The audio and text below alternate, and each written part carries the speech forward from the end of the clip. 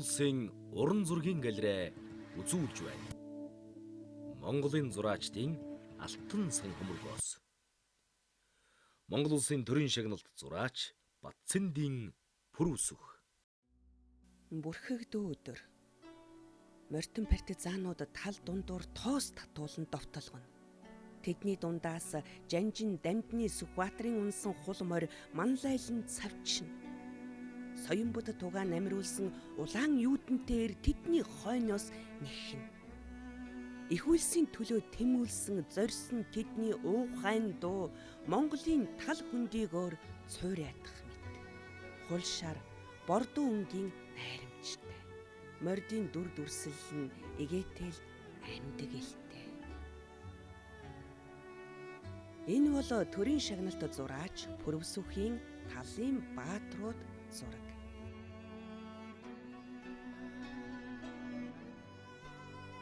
Монголын түүхийн болоод цэрэг эх орны сэдэвтэй зураачдын томоохон төлөөлөл Монгол улсын төрийн шагналт, Монголын урчуудын эвлийн шагналт зураач Батцэндийн Пүрвсүх 1948 онд Төв аймгийн Авдар баян суманд төржээ.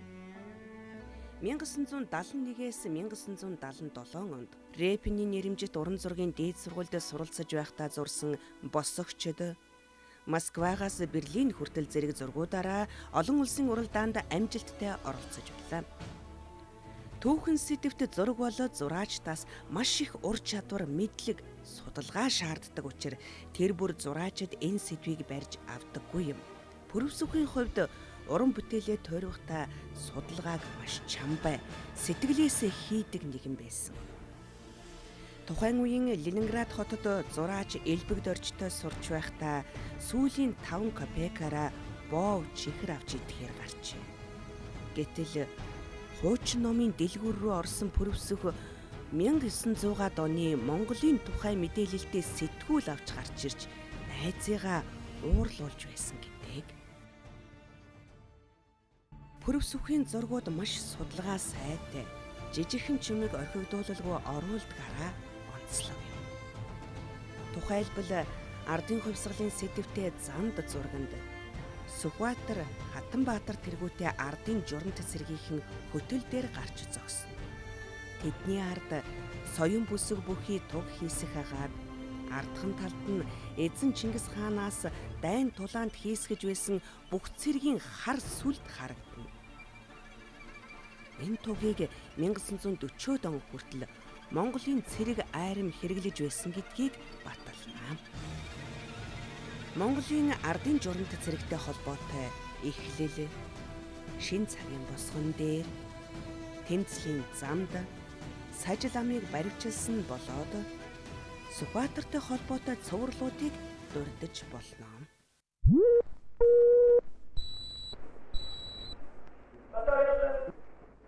Зураач Пүрвсүхийн уран бүтээлд кино урлаг томоохон байр суурь эзлэнэ. Монголын түүхийн 2 томоохон бүтээл болох Ман тухай Сэцэн хатан, Мөнх тэнгэрийн хүчин доор кинонуудын ерөнхий зураачаар ажиллажээ. Урдын түүхийн эдгэрэглэл үйл явдлаас өгсүүлээд түүхэн хүмүүсийн дүрийг гаргана гэдэг зураачаас маш өндөр ур чадвар шаарддаг юм.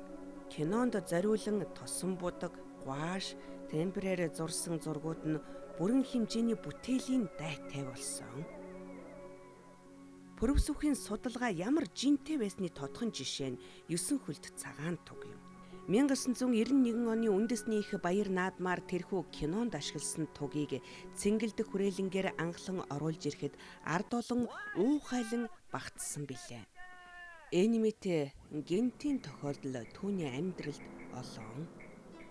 Түүнчлэн Монголын эртний болоод дунд зууны түүхтэй холбоотой амар санаа, цагаадай, зүч, өгөөдөө, тулвый, жамуух зэрэг түүхэн олон хүргүүдийг уралжээ.